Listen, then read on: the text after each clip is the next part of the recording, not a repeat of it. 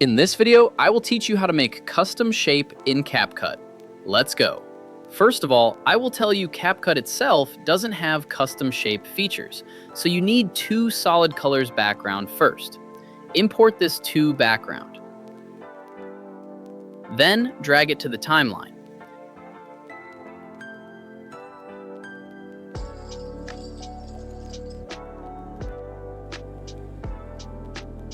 After that, select the above layer, which is going to be a shape. Then go to the mask section.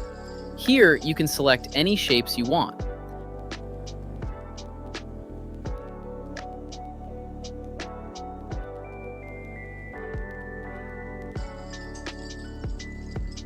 After selecting the shape, select the layer in timeline, then right-click and make it compound clip.